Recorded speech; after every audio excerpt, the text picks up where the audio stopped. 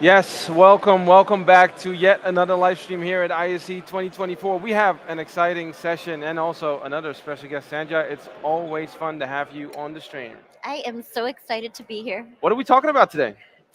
Shared spaces. Yay! So I'll start with this, right? So let me just turn this music down, and then I broke the whole thing. Let's start with this. So we've been talking about native Teams rooms for the past 3 to 4 years, and then about 4 months ago, we threw a curveball and we started talking about BYOD. What's happening around bring your own device, and where is our focus as a company? Wow, that's some setup there. Yeah. He really did. And the way she looked at me, I'm not sure if I should ask that.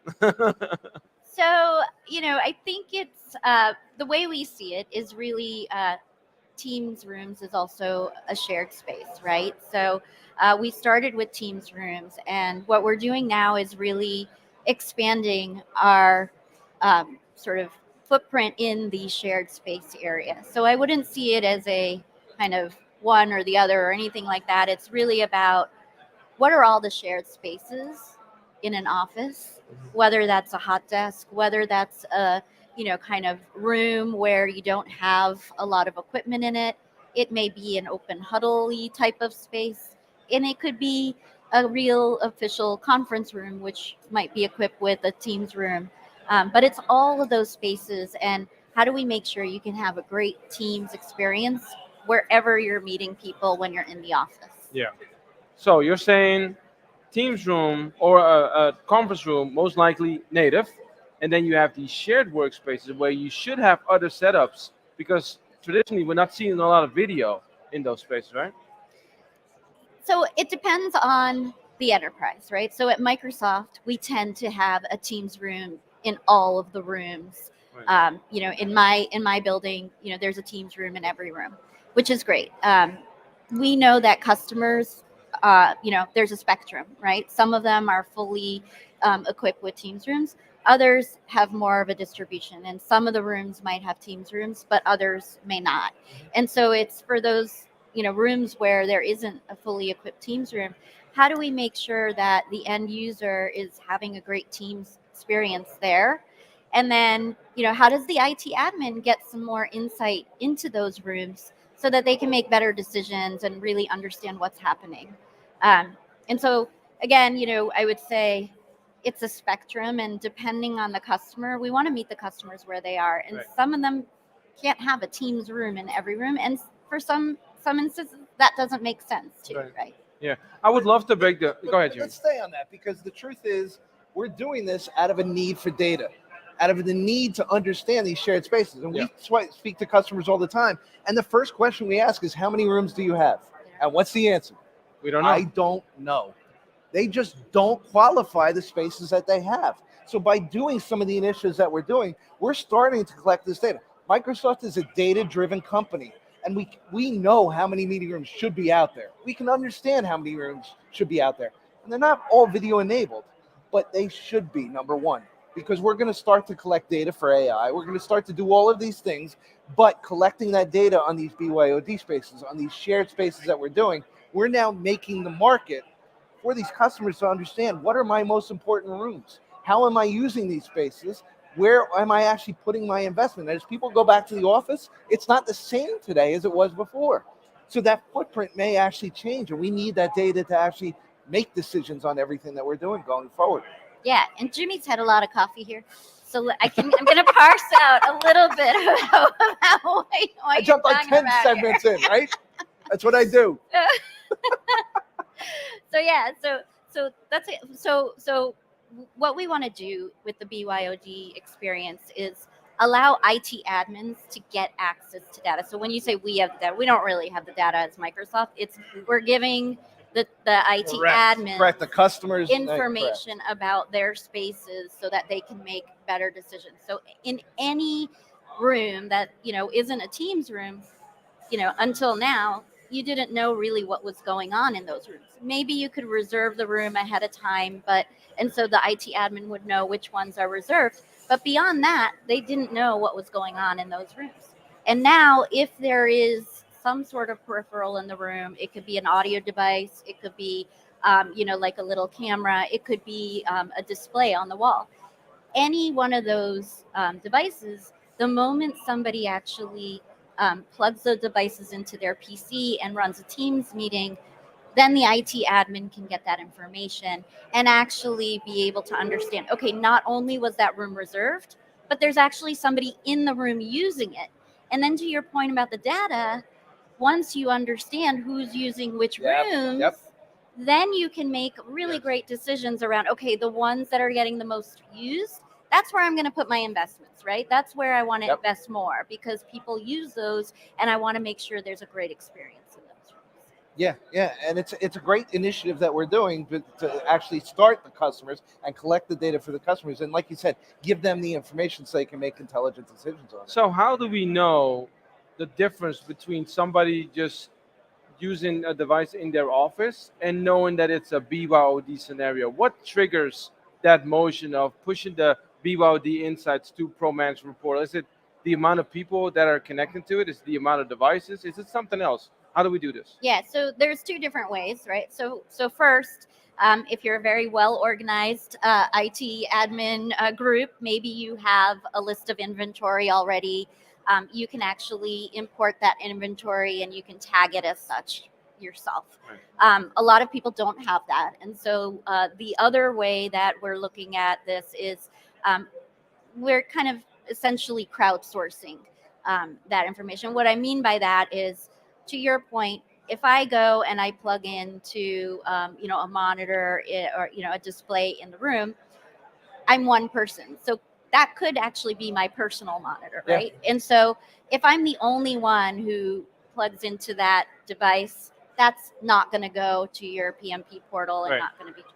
But if 5 different people go in, okay, now I know that's likely a shared device, right? So you go in one day, I go in the next, you go in the next. And so in that case, we don't know Jimmy went in, but we know user A went in, user B went in, user C went in. And so we say, okay, once you hit like 5 different people that have used the same device, we're going to flag that as a BYOD device and BYOD, probably in a BYOD. Right, I get it. Okay, let's shift to the user perspective of the BYOD solution. So we've all been there, right? We walk into a meeting room, we see that little bundle of cables. Everybody's kind of hesitant to give up their laptop, battery's empty, nobody brought an adapter, etc. Finally, somebody connects, but then people are always afraid that they're going to share their personal information that's on their desktop in the meeting. What are we doing, especially in the combination with the new Teams application, to make that part of the experience easier and more fun? So a few things. So from the moment you arrive, you put your laptop down and you go ahead and you plug in. And when you're on that pre-join screen, you're actually, when you click on you want room audio because you've got 2 or 3 people with you, that's going to actually show you the device that's in the room, which you never could see before. And you're going to be able to essentially get into the room that way. That's a trigger for us to know, hey, she's in a BYOD room. There's other people with her. At that point in time, what we do is we actually pop out a separate shared display screen. And so that's on the front of room TV there. And that's all the videos and your Teams meeting. On my PC, I can control the meeting. So I have the controls on my PC and you guys can see the videos up on the large screen. In addition, I can pull up Outlook or any browser, whatever I want on my PC. Nobody is seeing that on the front of room screen. And then what I really love is PowerPoint Live. So when I present PowerPoint Live, right, on the front of room screen, it's just the regular presentation mode. But on my PC, it's presenter mode, which means that I can see all my notes. You don't see my notes where it says, make sure Jimmy doesn't say this. Let's be real. Jimmy doesn't read PowerPoint notes. I mean, that's the first rule of Jimmy. And we don't give him information that he shouldn't talk Correct. about. Yeah. Correct. So exactly. But like you said, I mean, when you're the one that comes into the room and you're one of the ones sharing the screen, that is a fear of many people, that I'm going to get an incoming email and that little notification pops up, or I get a chat message, or the CEO is saying things that you don't want other people to see. And Yep. that's the fear of one of the reasons why people don't want to use these rooms. And it's great to hear that we're actually I love addressing that. this fear as Yeah, I well. love it. We have a question coming in from Mo Khalifa, actually, who's also here. If you have a question, feel free to shout it out or ask it on YouTube or LinkedIn. The question is, do BYOD devices require any type of certification in order to be picked up, put that there, by the Pro Portal? That is a great question. So thank you, Mo, for asking it. The beauty of BYOD rooms is that it will pick up pretty much uh, any device. I say that with a caveat because I know there's always going to be a device out there that it doesn't work with. I know that that's going to happen. What I will say is that for team certified devices, as you all know, we have a very robust ecosystem. We talk to our partners very closely. They are actually testing a lot of their devices that they feel like are the best devices in BYOD scenarios. So those are going to likely be pre-tested, made sure that they work and show up in the portal properly. We do have some technology behind the scenes to make sure these are unique devices and how we track those unique devices. And so you're not going to go wrong with a team certified device. That being said, there will be many devices that aren't team certified. I mean, displays in particular, we don't have a certification program Right. around displays, and we want those to show up also in the portal. So any device will essentially show up there as long as we can understand that that is a unique device, and that's usually somehow getting the serial number or some unique identifier for that device.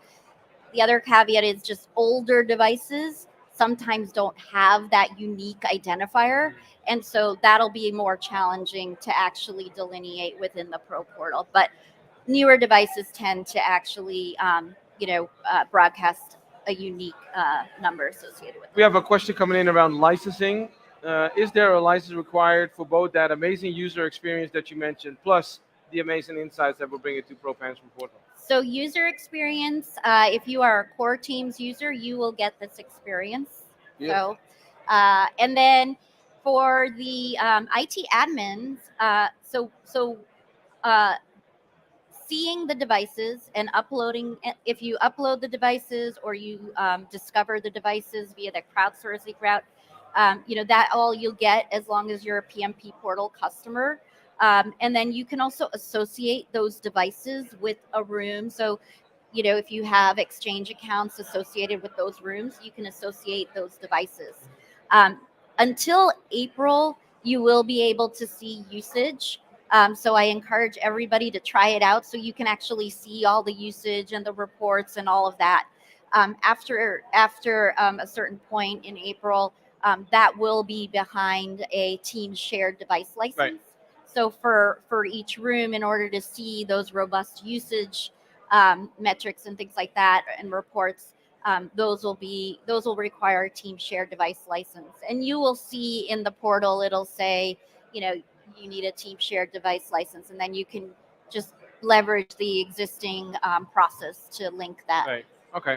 Okay. Let's pivot a little bit and let's talk about shared workspaces in itself. We talked about it this morning and on many sessions that people are bringing down their footprint. Nobody has their own desk anymore in an office. It's a lot of hot desking things that are happening. What's our vision? We spoke about it. I remember last year here at IOC. What's our vision for shared workspaces and going forward? So we made an announcement at Ignite, that we will be coming out with a bookable desk solution. So the idea there is, whether you're reserving a space the night before, saying I'm going to come into work and I want to sit here, or you just show up. The minute you show up at a desk and you again plug into the peripheral that's at the desk, it's usually a monitor. Um, you will be able to be reserving that space and checking into that space essentially for the day.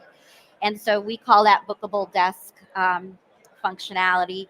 For the end user, it's great because then you get sort of confirmation you're checked in, that's your space. You can share your space location with others, in case your teammates want to come in and work near you. So Michelle and I can sit Yeah, right across from each other if we want exactly. to. I mean, that's Right. the important part. So, Right. Or you and can the run eye away. contact. Yeah. Or decide or not to. Right. avoid each other, right? Whichever one that we want. But that's the idea of bookable desks is you know where you're sitting. You're going to be at the office. You're going to be home, and I think that really helps with that commute tax. I want to go to the office. I don't want to know Have a that that's reason. going to work. Correct. Right. And I have a place to sit, and I don't have to guess about where I'm going to be. Yeah, and even if you show up that day and there's a desk there and nobody's sitting there, you can, the moment you plug in, you can automatically reserve that Or for reserve you that. Yeah. if it's not taken. So that's great for the end user. And then on the IT admin side, similarly, like with BYOD, you know, the IT admin may know which spots are reserved and which aren't, but they never really know if people sat there, Ghosting. right? And Ghosting. so, Sort of like what Greg did to What us Greg did at to us. ISE this year, right? you know, now when the user plugs in, the IT admin can know, hey, not only did that person reserve that spot, but they're actually there. They Mhm. checked in. Yeah. And so then you can get, you know, over time you can get a bunch of insights on that, right? You can know, okay, which desks are people reserving and actually showing up to or not. Um, all of a sudden, you know, you've got a desk where every day it's booked for 20 days straight, know. and then all of a sudden for 10 days nobody's there. Guess what? Maybe it doesn't work anymore. Mm. Maybe you got to send Ah. somebody down and fix it because the monitor is broken or the monitor's gone or whatever the case may be, right? So now the IT admin starts to get some insights and can actually take action on those insights. That's Interesting. So, and think again with the BYOD solution from a user perspective, the behavior of the Teams app is changing, right? When you connect to the BYOD room, what I noticed in new Teams is that I can set whether or not I'm in the office or working from home. Will that status also change when I plug into a bookable desk to yeah, show everybody I'm actually in the office? yeah. That is the goal is that if you essentially never set that in advance, the moment you plug in, you can actually set that if you want, right? I mean, it's all about making sure the users have control over, you know, what they want to share and what they don't want to share. But the idea is that, yeah, the moment you plug in and you can check in, you can also change that to in the office. And, you know, you can imagine, you know, maybe later on getting a little more granular, like what building you're in, or, Right. you know, whatever. Yeah, I love that. And that goes to your point. You always say there's no Teams rooms without Teams. Correct. There's no bookable desks without Teams neither. 100%. 100%. And I think what we're really seeing is that we're focusing on user experience. We're focusing on IT admins and trying to make their lives a little bit easier in everything that's happening. But as we go back to the office, like I said, I mean, it's just this unknown of how we're going to go back, what we're going to go back. And we know that dictating everybody comes back to the office 5 days a week just doesn't work. But again, 3 days a week, where am I going to sit? How am I going to go in? I don't necessarily need a desk that's mine and personal for 3 days a week at the office. Yep. Yeah, and you know, I feel like people know about voice isolation already, but it actually works really well for these hot desk type of areas where it might be an open space. You've got a number of desks there, right? And you got to make a quick call, and you don't want to go somewhere else. So, you know, when we think about voice isolation, that's you know, where essentially you can be talking, and even though Jimmy and Michelle are sitting right next to me, they're not going to hear your voices. They're all, you know, the remote participant is only going to hear my voice. I talk loud, Sandhya. I get what you're saying. I'm from Jersey. I talk with my hands. That's what I do. But I would love, so when you get your hands on that as a customer, go test this out. Blast music as loud as you can in your room. Make sure your voice sample is uploaded, and then test this new functionality because it's a great AI that we're doing. We're almost out of time. Is there any way that this audience here at ISC and those watching online and those watching later can get prepared for what's coming? What do they need to look for? How do they get started? So right now, today, we do have BYOD available in public preview. So, as an IT admin, you can go try it out in the Pro Portal.